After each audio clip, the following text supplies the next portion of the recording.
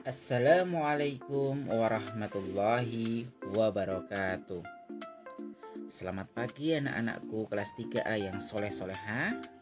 Alhamdulillah hari ini kita sudah memasuki materi tema 2, menyayangi hewan dan tumbuhan. Kita hari ini akan mulai pembelajaran, yaitu kita akan belajar subtema 1, manfaat tumbuhan di sekitar kita, pembelajaran pertama dan kedua. Anak-anak, bagaimanakah kabar hari ini?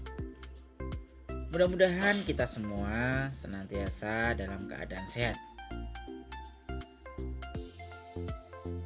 Materi yang akan kita pelajari hari ini diantaranya yang pertama, membaca dongeng tentang tumbuhan. Yang kedua, sifat komutatif penjumlahan. Yang ketiga, menyanyi lagu bertema tanaman. Dan yang keempat, menunjukkan sikap peduli dan kasih sayang. Sudah siap anak-anak? Mari kita buka pertemuan pada hari ini dengan membaca basmalah. Bismillahirrahmanirrahim. Silahkan dibuka bukunya di halaman yang pertama ya. Di buku tema subtema 1 dan di buku MPA tema 2 subtema 1 juga di halaman pertama. Kita menggunakan dua buku ya anak-anak. Buku tematik tema 2 dan buku MPA tema 2. Anak-anak, manfaat tumbuhan di sekitar kita. Coba kalian amati di lingkungan sekitar kalian. Tumbuhan apa saja yang ada di sana? Nah, tahukah kalian apa manfaat tumbuhan tersebut dalam kehidupan? Tuhan Yang Maha Esa menciptakan tumbuhan untuk memenuhi kebutuhan manusia. Ada yang dimanfaatkan untuk kebutuhan pangan, papan, dan sandang. Bukan hanya untuk manusia, tumbuhan juga dimanfaatkan untuk memenuhi kebutuhan hewan. Kita sudah semestinya bersyukur atas karunia Tuhan Yang Maha Esa berupa tumbuhan yang beraneka ragam di sekitar kita.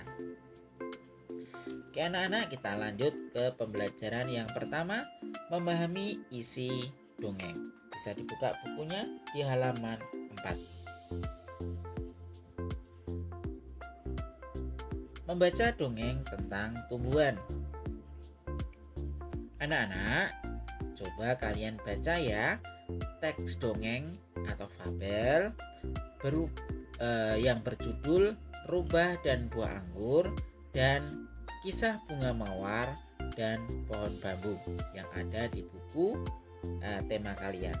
Bisa dilihat ya. Untuk yang pertama, untuk dongeng Rubah dan Buah Anggur ada di halaman 4. Sedangkan untuk dongeng Kisah Bunga Mawar dan Pohon Bambu ada di halaman 12.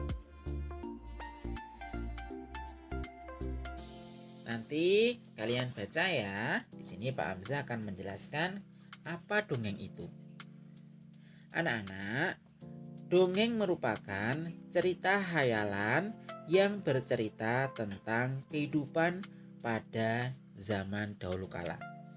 Sekali lagi ya. Dongeng merupakan cerita hayalan yang bercerita tentang kehidupan pada zaman dahulu kala.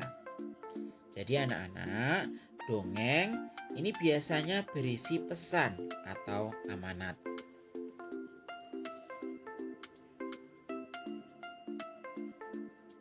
Tahukah kamu, dongeng Rubah dan Buah Anggur ini adalah termasuk jenis fabel atau jenis cerita fabel. Nah, apa itu fabel? Fabel adalah dongeng yang mengisahkan kehidupan binatang. Dongeng fabel yang terkenal itu adalah cerita kancil. Nah, kamu garis bawahi ya di halaman 5 di buku temamu. Nah, itu ada pengertian fabel, bisa kamu garis bawahi. Nah, sebagai pengingat-ingat apa itu fabel. Selanjutnya, menceritakan pengalaman. Dalam setiap dongeng terdapat amanat. Amanat itu adalah pesan yang disampaikan oleh penulis melalui dongeng. Bisa kita lihat ya anak-anak, dongeng Rubah dan Buah Anggur ini mengandung pesan bahwa orang tidak boleh berputus asa atau patah semangat. Banyak orang sering berputus asa ketika tidak bisa mencapai sesuatu. Nah, bagaimana pendapatmu tentang pesan dongeng itu? Apakah kamu pernah berputus asa saat mengalami kegagalan? Nah, kita tidak boleh berputus asa ya anak-anak. Kita harus pantang menyerah. Nah, kita harus punya semangat tinggi supaya bisa berhasil. Sedangkan dongeng yang kedua yang ada di halaman 12 itu adalah dongeng tentang kisah bunga mawar dan pohon bambu. Jadi, amanat penulis dalam dongeng tersebut adalah kita tidak boleh memiliki rasa iri dengan kelebihan orang lain. Nah, daripada menghabiskan tenaga kita ya dengan iri kepada orang lain, lebih baik bersyukur atas kelebihan diri sendiri. Nah, dengan sikap iri ini nanti membuat kita tidak bisa mensyukuri karunia Tuhan. Nah, ternyata ya anak-anak, nanti setelah kalian membaca kisah bunga mawar dan pohon bambu, ternyata pohon bambu itu memiliki banyak sekali manfaat. Nah, diantaranya apa? Nah, diantaranya pohon bambu sering digunakan untuk membuat berbagai peralatan untuk bahan bangunan. Nah, juga bambu bermanfaat untuk mencegah terjadinya banjir. Nah, hal ini terjadi karena apa? Karena akar dari tanaman bambu itu sangat kuat sehingga mampu menutup tanah dan terikat kuat dengan tanah. Jadi anak-anak, tanaman ini bukan hanya bermanfaat untuk manusia, tetapi juga bermanfaat untuk binatang dan untuk kelestarian alam. Nah, itu ya amanat dari dongeng yang pertama tadi ada Rubah dan Buah Anggur, dan yang kedua kisah bunga mawar dan pohon bambu. Nah, ada beberapa hal ya yang anak-anak perhatikan ketika kamu bercerita. Apa saja itu? Nah, coba kita lihat ya. Yang pertama, kamu harus memahami isi cerita yang akan kamu ceritakan. Harus kita pahami dulu ya cerita yang akan kita sampaikan. Yang kedua, kamu harus tampil dengan percaya diri. Nah, harus punya sikap percaya diri yang tinggi. Yang ketiga, kamu harus tampil dengan rapi. Yang keempat, kamu harus menyampaikan cerita dengan bahasa yang santun dan menarik. Nah, itu tadi ya anak-anak, hal-hal yang perlu diperhatikan ketika kamu akan bercerita di depan kelas misalnya ya. Nah, harus ada hal yang perlu diperhatikan, yaitu ada 4 tadi ya yang sudah Pak Amir sampaikan. Jelas anak-anak? Kita lanjutkan untuk materi selanjutnya. Menyelesaikan operasi penjumlahan. Nah, kita lihat ya, di Di sini ada buah anggur. Nah, kita lihat jumlah anggur yang pertama itu ada 25 buah dan yang kedua ada 14 buah.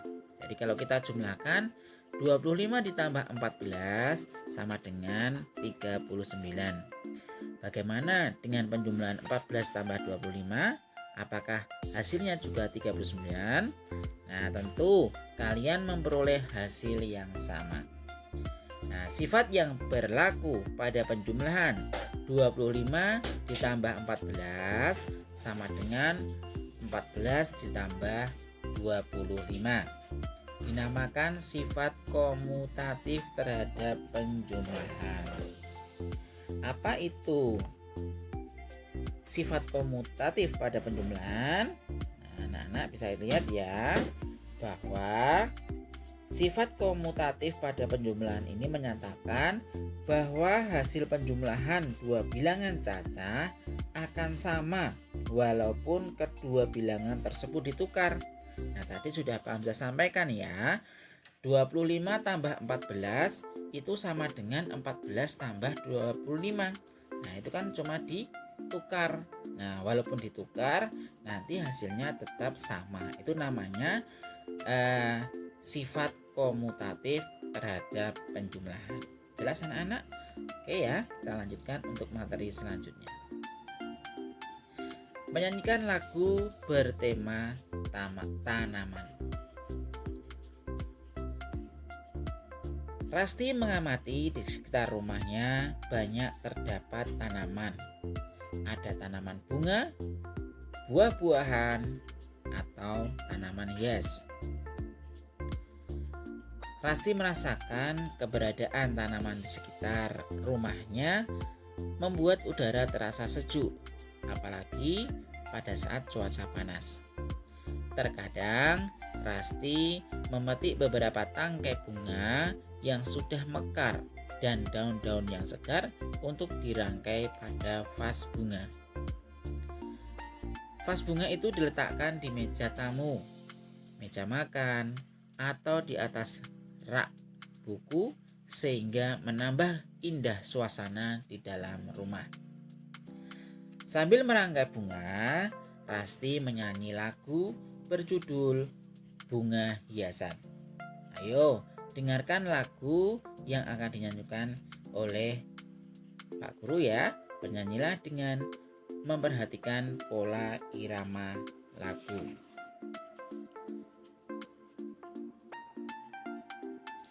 Lagu Bunga Hiasan dinyanyikan dengan tempo andante ya.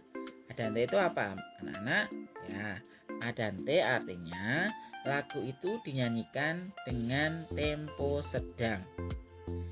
Tempo sedang memiliki kecepatan seperti orang berjalan atau 69 sampai 76 ketuk per menit.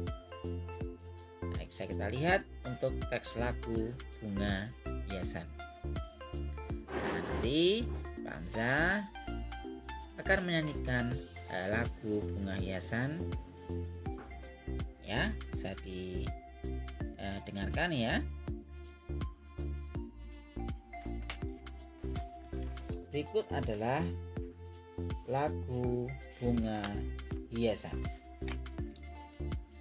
Bunga, bunga di dalam taman beraneka warna untuk hiasan. Ku petik bunga untuk kenangan, untuk ibu dan handai taulan. Nah, itu tadi anak-anak lagu Bunga Hiasan. Selanjutnya kita sudah memasuki pembelajaran yang kedua ya. Bisa dibuka bukunya ya anak-anak di halaman, saya sarikan dulu ya. Nah, silakan dibuka bukunya di halaman 14 ya untuk materi pembelajaran yang kedua. Sedangkan di buku MPA ada di halaman 5 menunjukkan sikap peduli dan kasih sayang. Nah, apakah kamu bersyukur terhadap karunia Tuhan berupa tumbuhan di sekitarmu? Bagaimana caramu menunjukkan rasa syukur terhadap karunia Tuhan berupa tumbuhan di sekitarmu? Nah, yang pertama yang harus kalian lakukan adalah menyayangi tanaman merupakan bentuk rasa syukur kepada Tuhan Yang Maha Esa, yaitu dengan menyayangi tanaman juga merupakan bentuk sikap peduli terhadap lingkungan. Sikap peduli dan kasih sayang merupakan pengamalan nilai-nilai Pancasila. Nah, sikap itu merupakan pengamalan sila kedua Pancasila. Apa itu bunyinya anak-anak untuk sila yang kedua? Ya, betul. Bunyinya adalah kemanusiaan yang adil dan beradab. Nah, sila kedua ini mengandung nilai kemanusiaan yang ditunjukkan dengan sikap kepedulian dan tolong-menolong. Selain itu, juga menghargai hak dan kewajiban setiap orang. Sikap peduli dan kasih sayang bukan hanya ditujukan kepada manusia, tetapi juga makhluk hidup lainnya, termasuk tumbuhan juga. Nah, demikian ya anak-anak, untuk materi hari ini alhamdulillah sudah selesai. Kita sudah belajar 2 pembelajaran. Pembelajaran yang pertama dan pembelajaran yang kedua. Untuk evaluasi hari ini, silahkan nanti dikerjakan ya. Nah, yang pertama adalah tugas muatan bahasa Indonesia KD 3.8. Jawablah pertanyaan-pertanyaan di bawah ini. Nah, bisa dilihat di buku tema ya. Nah, di halaman 5. Ada 5 pertanyaan. Yang pertama, siapa tokoh dongeng itu? Nah, kita lihat nanti ya. Yang kedua, apa yang ia lihat? Yang ketiga, apa yang ia rasakan setelah melihat benda itu? Yang keempat, apa yang ia lakukan ketika melihat benda itu? Dan yang kelima, apakah usahanya berhasil? Nah, itu kamu jawab ya, nanti dilihat di buku paket atau buku tema di halaman 5. Tugas yang kedua adalah muatan matematika KD 3.1. Hitunglah penjumlahan bilangan 3 angka di bawah ini. Kita lihat ada 5 pertanyaan juga ya. Yang pertama, ada penjumlahan 152 ditambah 133. Yang kedua, 132 ditambah 246. Yang ketiga, ada 112 ditambah 341. Soal yang keempat, 251 ditambah 227. Dan yang kelima, 152 ditambah 326. Nah, bisa anak lihat ya untuk penjumlahan tugas yang kedua itu ada di halaman 8 ya. Bisa dilihat di halaman 8 ya. Kita akan 5 soal saja. Nah, nanti silahkan dikerjakan di buku tulis, kemudian difoto dan dikumpulkan ke Google Classroom. Alhamdulillah untuk materi hari ini anak-anak sudah selesai ya. Mari kita tutup pertemuan hari ini dengan membaca hamdalah. Alhamdulillahirabbil alamin.